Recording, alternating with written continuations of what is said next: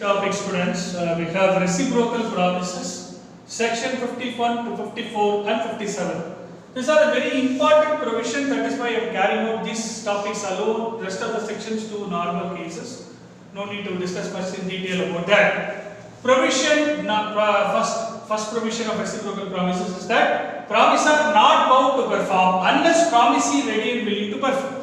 So here what happens is, the performance of the obligation mostly lies on the promisee side, where there is a contract between the promisor and the promisee. But promisee has to do the first set of promises. Based on that, promisor will carry out this promise.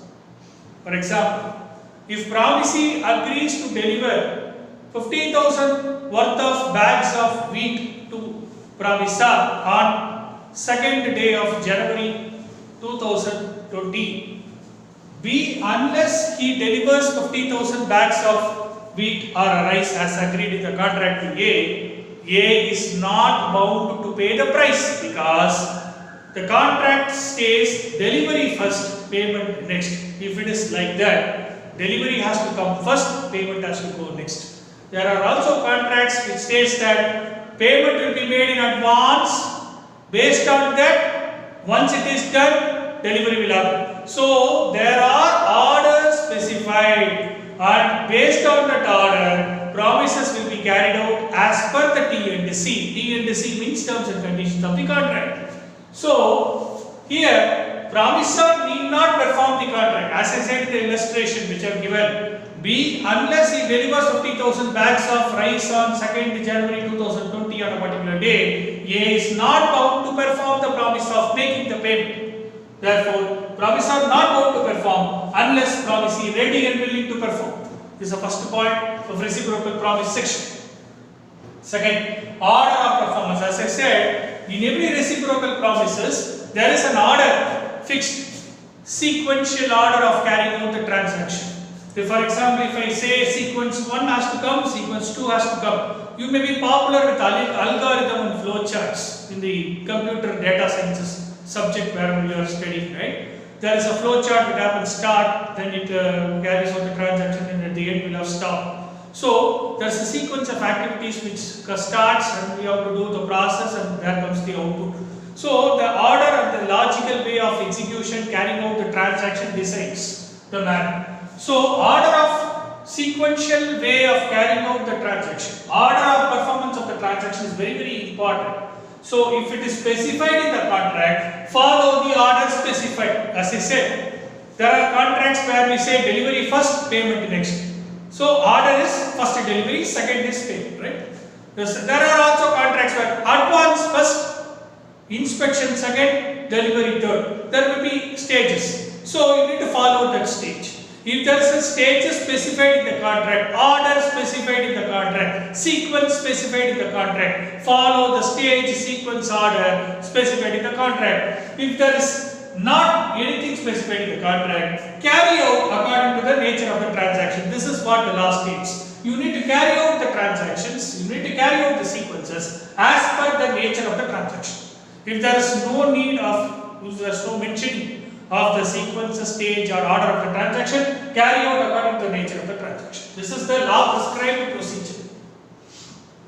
Best example is A and B, the building contractor and the customer. They contract into a building contract where the contractor A says that he will build the house to be at a fixed price. There is a house building construction contract where construction contractor A will agree with the customer B that he is going to construct and build a house, nice house for B at a fixed price. Now, A's promise to build the house must be fulfilled before B is promised to pay A, because the first sequence of the promise is construction first, payment next. Because he is constructing the house at his own willing and risk that A is going to build the house for B. Therefore, building the house, construction comes first, and then at a fixed price, which is payment, comes next. Therefore, it is now A's obligation to fulfill the construction of the house first, then B will pay the payment to A, because promise to pay comes second, construction comes first. You need to carry out in the order, right?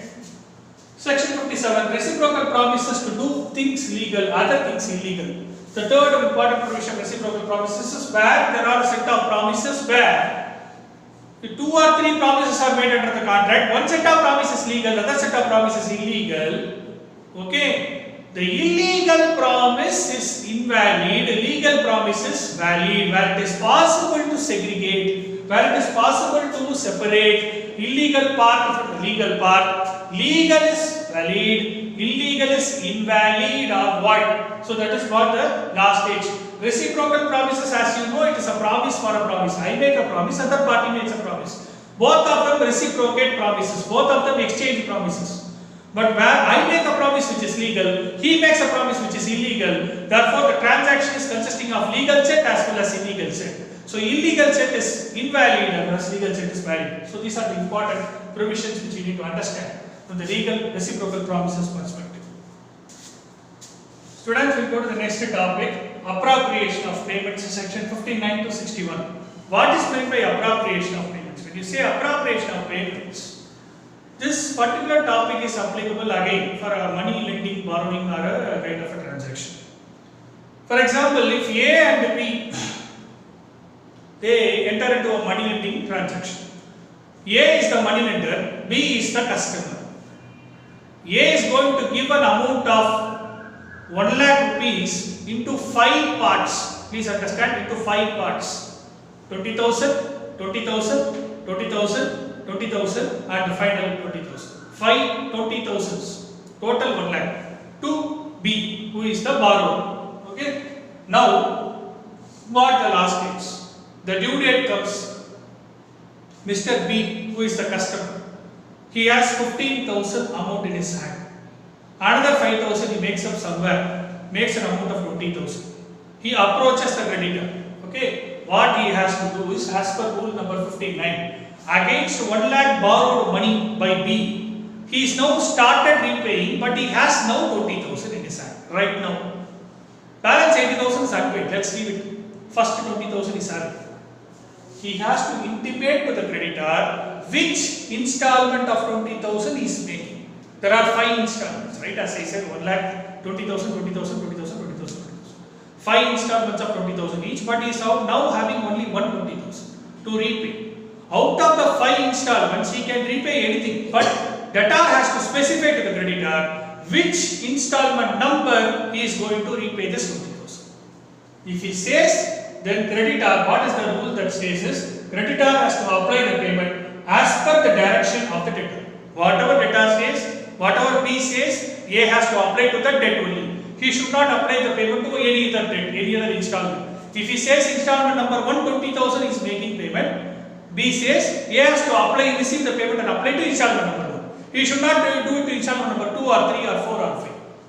Whatever B says, he has to obey and he has to apply the payment to the respective installment number or the date number due. Second part of it. Section 60. We have said debtor does not intimate to the creditor. He is having 20,000, due to urgency, comes there, meets the creditor, gives 20,000, walks away out of the place.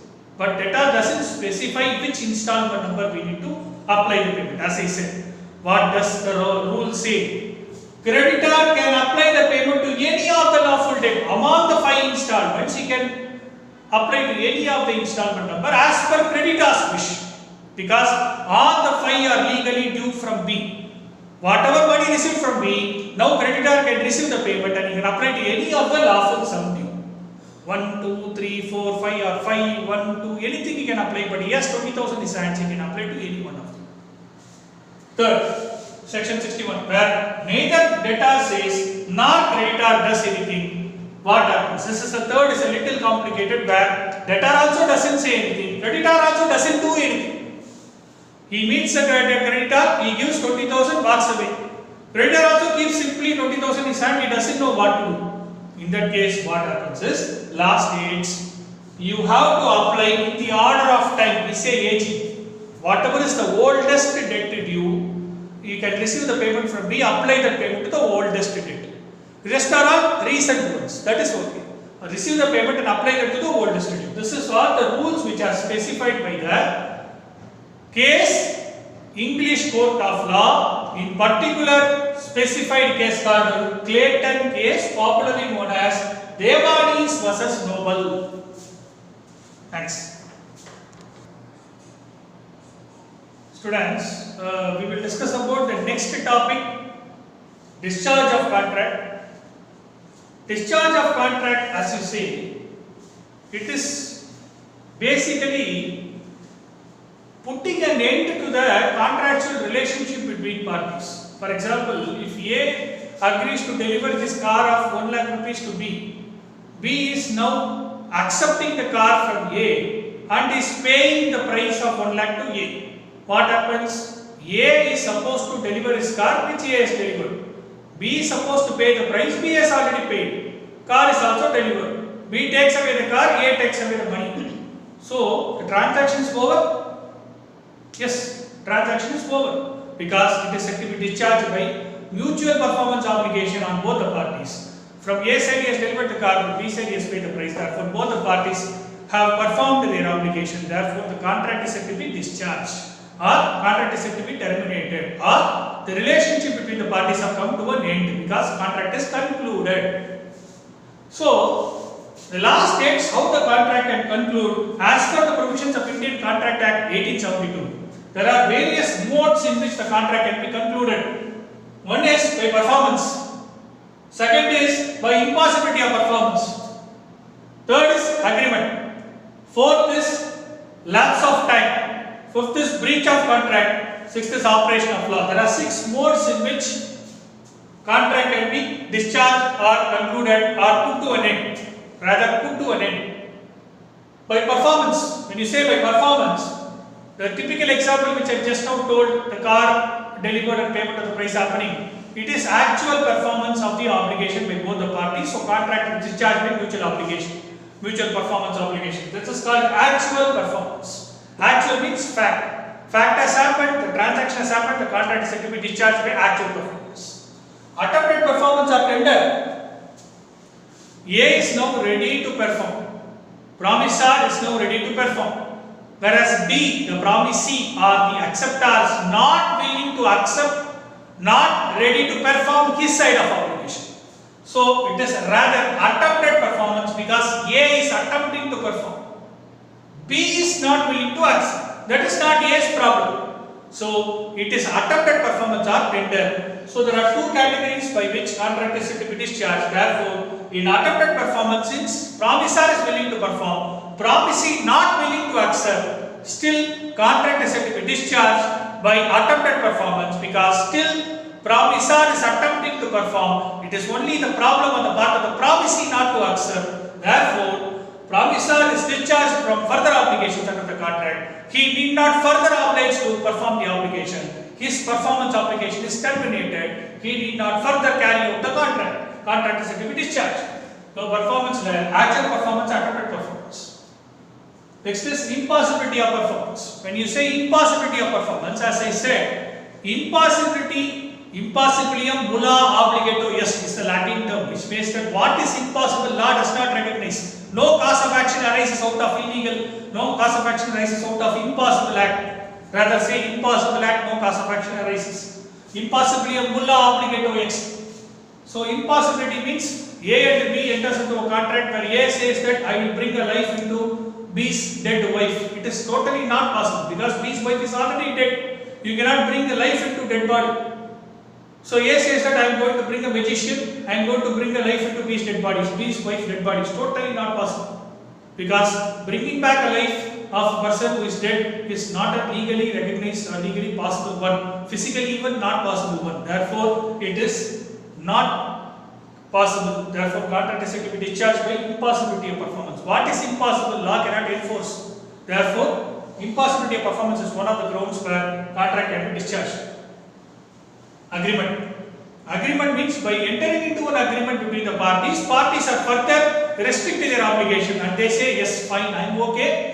Whatever is the obligation that has been rendered till now, we will pay, or the contract is said to be discharged upon the completion of so and so event or within specified time or so and so, we will put an end to the contract. So, it is up to the interest of the parties up to the intention of the parties, up to the willingness of the parties who enter into an agreement between them and they try to close the contract or put an end to the contractual obligation. There are three ways in which the contract is discharged by agreement: novation, rescission, remission, waiver. Rather four: novation, remission, rescission, waiver. There are four things. When you come to novation, what is meant by novation? Novation means substituting a new contract in the place of old contract. As a result of which old contract will be discharged, new contract will come into place. For example, A is getting the money of 1 lakh rupees as a borrowable amount from B, who is a money lender. Okay, A is getting a borrowed amount of 1 lakh from B, who is a money lender. But what happens is A could not repay 1 lakh to B. Now A is trying to mortgage his property in favor of B, so that B can sell off the property and take away the money. Now you need to understand, parties are A and B only. There is no change in parties. A is the borrower and B is the money lender, right? In both the transactions.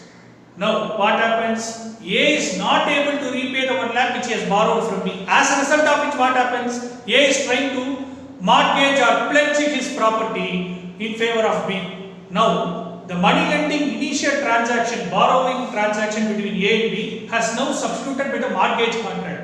Because the earlier money lending, money repayment contract is now substituted by mortgage contract, where assets of A are now pledged in favor of B. Now the effect is, the old repayment of money contract is now substituted by the mortgage contract. Thereby, further A is not obliged to pay any amount to B. Rather, A's assets will play as a security to B, and which B can pledge off or sell off or get the money recovered and use it for repayment of the debt. So the earlier money repayment contract is now maturing into the mortgage contract or substituted by the mortgage contract, so that money repayment contract is closed, mortgage contract comes into existence. This is called novation.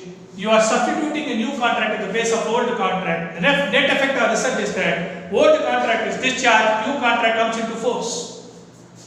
Rescission.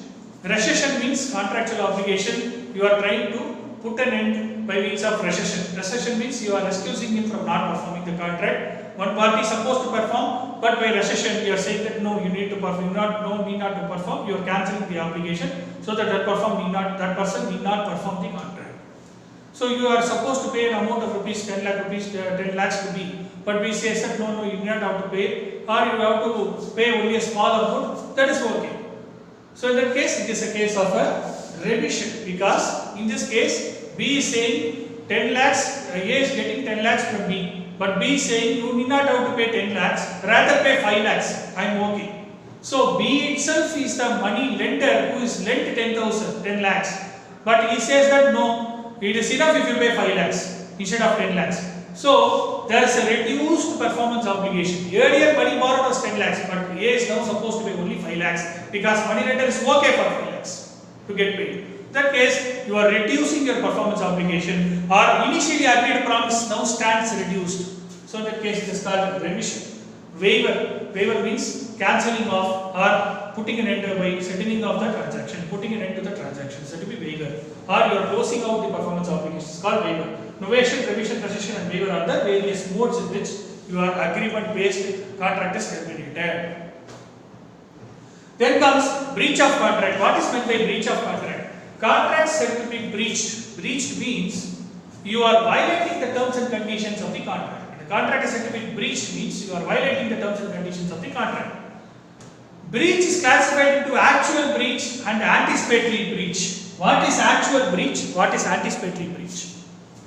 We say actual breach, you are cancelling the contract. First you need to understand what is actual breach, second is anticipatory breach.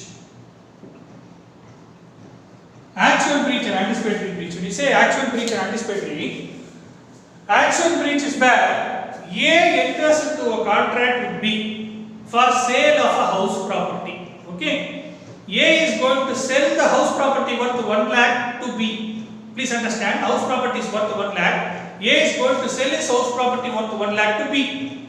But you need to understand, On 1st January is the due date on which A is supposed to sell the property to B. 1st January, A is supposed to sell the property to B.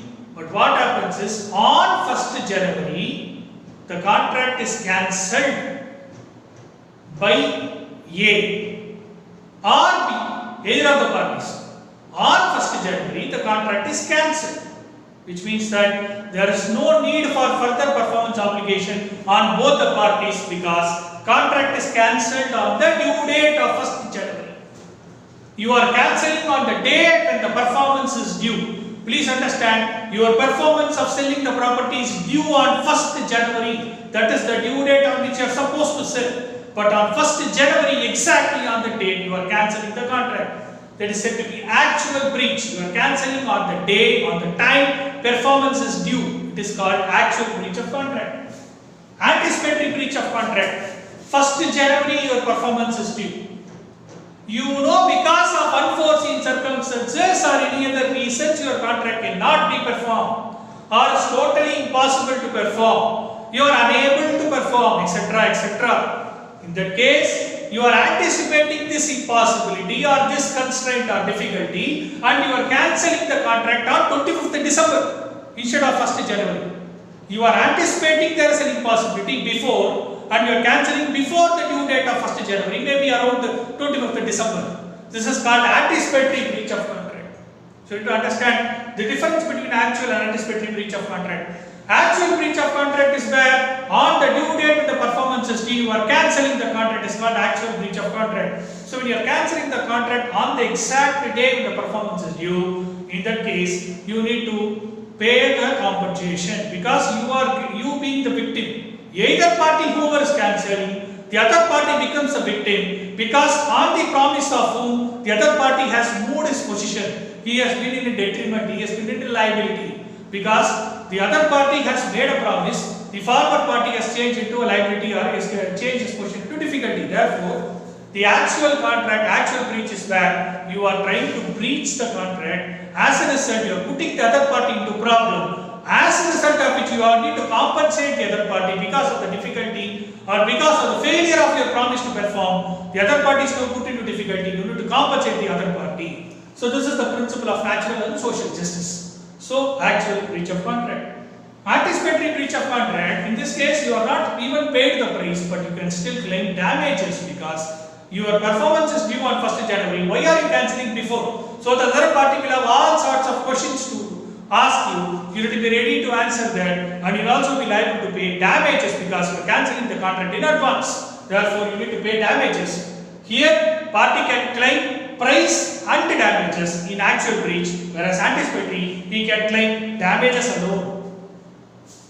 Lapse of time. Lapse of time is another category where between parties they agree upon a specified time. For example, if I agree to deliver my property within 4 months or 5 months, you need to deliver within 4 or 5 months. If you don't deliver the property within 4 or 5 months, your contract is set to expire because contract term agreed is 4 months or 5 months. Within 5 months you need to deliver. If you don't deliver, your contract is expired. Your contract is going to expire or put an end because time has lapsed. Time has come to an end. Time is the essence of contract. Where time is specified, time is the essence of contract. Where time is not specified, you need to carry out the obligation within reasonable time. If the time is specified, carry out within the time specified. If time is not specified, carry out within reasonable time. Either of these cases, if you are not able to carry out the contract within reasonable time, contract will be put to an end. The obligation will come to an end. It is called lapse of time. Okay? Operation of law. Operation of law is the last category where we say a contract will be put to an end due to reasons beyond the control of the parties. That will be act of God. We also known as act of God. Something which is outside our control. Flood, famine, earthquake, or this kind of disease situation like COVID, etc. These are situations which are beyond our control. Due to act of God, there are circumstances which put the parties to obviously cancel the contract or put an end to the contract. The best example is COVID situation right now which is happening, the coronavirus situation, where there will be contract between buyer and seller already agreed but they are not able to perform the contract, not able to deliver the rice packs, not able to pay the price, etc. because of the disease. situation right now in India. Because the best example, something, the disease that has come into India which is outside our control. No party can control the disease because there is no vaccine, there is no medicine. So in that case, this is totally outside the control of the parties, act of God situation. So in this case, it is operation of law. Again, operation of law, death of the parties is one of the case. Merger, where one party, one situation merges with another situation. Right now, you may be residing in a house. Later, you will become the owner of the house. Right now, you may be tenant of the house. So the tenancy merges into ownership. Right? That is called merger situation.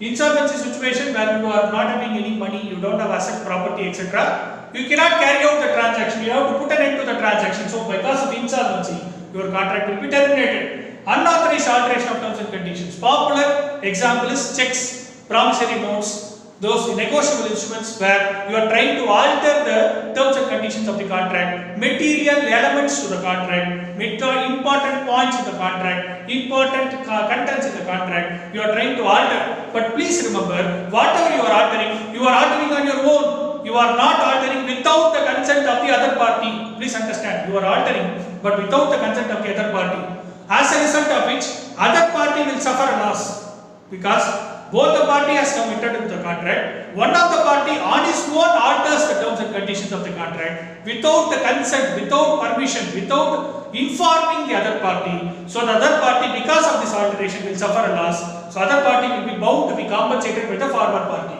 So unauthorized alteration of terms and condition, death, disease situation like COVID, merger, insolvency are examples of operations of law. So these are the various cases in which contract is said to be discharged.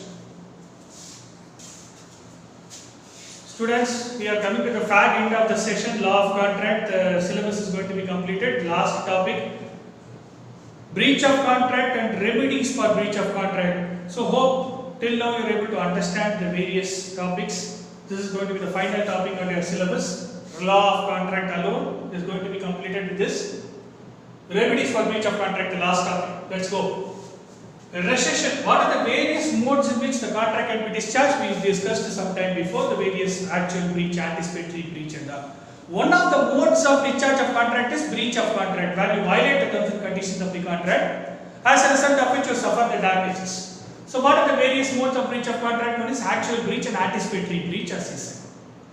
Actual breach is on the date, the due date that performance is fixed for, the contract is due for performance, you are cancelling the contract.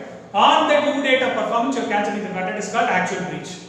Anticipatory is before the due date fixed for the contract, you are cancelling the contract. It is said to be anticipatory breach of contract. So, you need to understand, because of the breach of contract, what happens? When you breach a contract, the other party now becomes a sufferer. He is the victim. He is the aggrieved party. He is the injured party. We call it as different terms. I am the party who is supposed to perform the obligation. Suppose you are the other party who is on the other side of the contract. When I don't deliver, what will happen? You are based on my performance. You are suppose for example, I am going to deliver you 1000 bags of rice. You are dependent upon me because you are a dealer. You are dealing with me, rice dealer. You are dealing with me for 1000 bags. You are expecting 1000 bags from me on tomorrow morning. Okay, but tomorrow morning, if I don't deliver, what will happen? You may have your own set of customers who may be depending upon you for bags of rice, which you depend upon me. If I fail, you fail. You fail in your promise to other customers. So you will be put into problem. Other customers will question you. You are supposed to deliver the bags of rice, but you are not delivered because you are dependent upon me, because I have not delivered. So because of my failure, you are the sufferer. So you need to be paid compensation by me. So not only compensation, that is called remedy. There are various remedies which are prescribed under the contract as remedies for breach of contract. Remedies wherever parties violate the terms and conditions of the contract, the following are the remedies which are available. One is rescission of the contract, or setting aside the contract, or cancelling the contract. Second is damages. Third is quantum meruit. Fourth is specific performance. Fifth is injunction.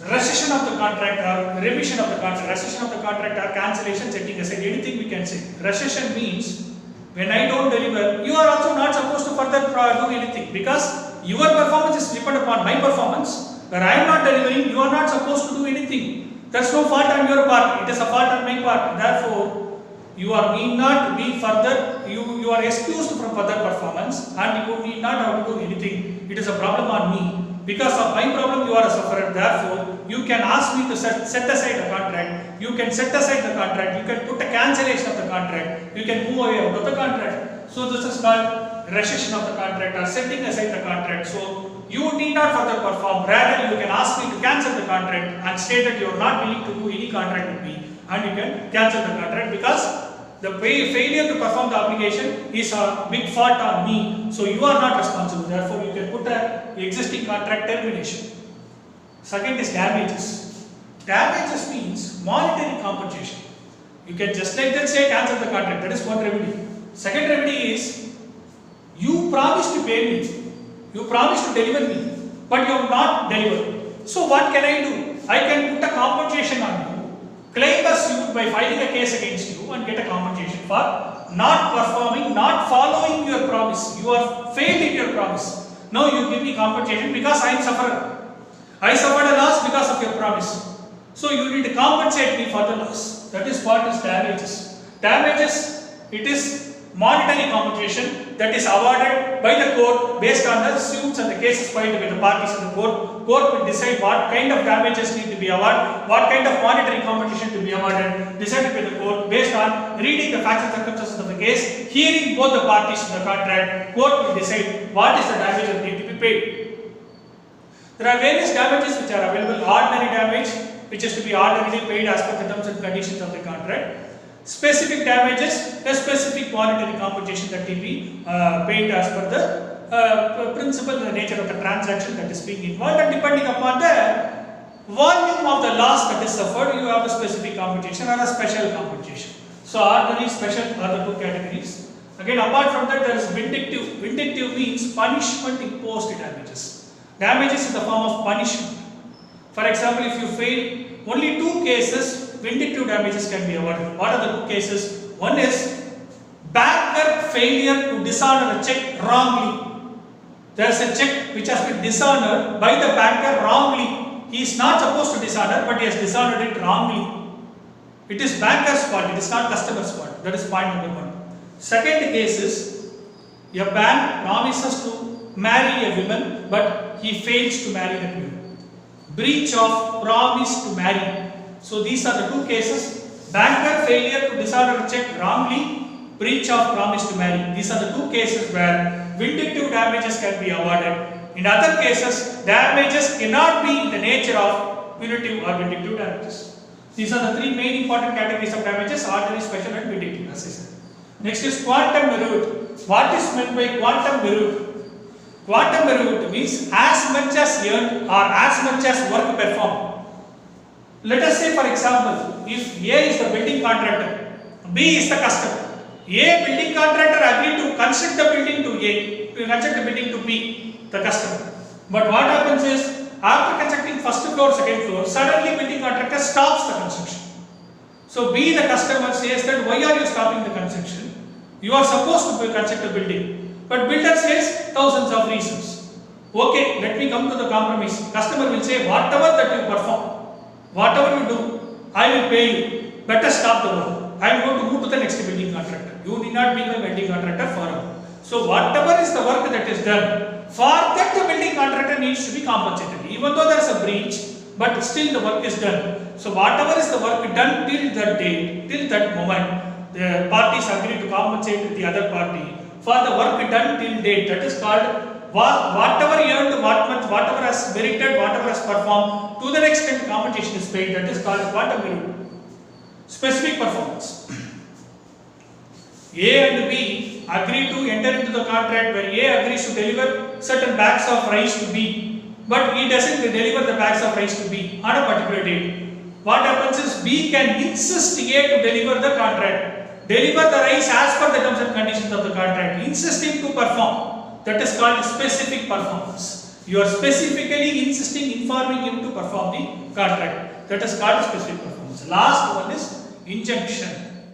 Injunction means order issued by the court of law preventing a person from doing wrongful thing. Preventing a person from doing wrongful thing, or preventing a person from doing an act which is not agreed, or agreed but wrongfully done. Either of these cases. Best example is Lumley versus Wagner. There's a popular case now. What happened is Lumley was a singer. He agreed with Wagner, a particular producer, that he will sing only in that producer films. He will not sing in any other producer films. What happened is, due to desire for money, Lumley agreed with other producer also and obtained advance. What happened is, Wagner, being the producer, first producer, came to know about this and he filed a case against Lumley.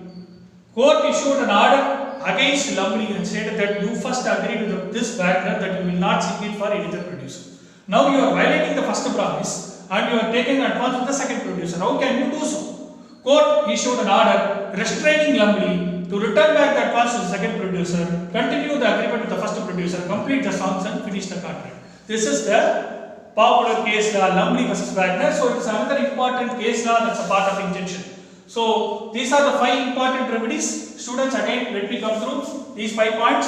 Rescission of the contract or cancelling, putting an end to the contract, setting aside the contract, parties if they wish, based on the breach of the contract, volume or the size of the loss that is suffered. The former party can set aside the contract, or the aggrieved party, rather aggrieved party or injured party can set aside the contract or put an end to the contract.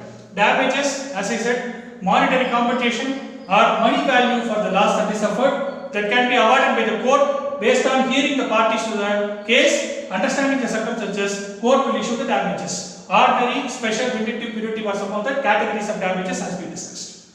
Quantum meruit. Quantum meruit means as much as earned, as much as merited, based on work whatever done. The later party has to compensate the former party for the work done till date. There is no further need to perform the work. Whatever done work, you need to pay compensation. Specific performance means former party will be compelled by the other party to carry out and perform the obligation as per the terms and conditions of the contract. So whenever there is a breach of contract involved, the later party can compel the former party to specifically carry out and finish the performance obligation as per the terms and conditions of the contract. Last is injunction.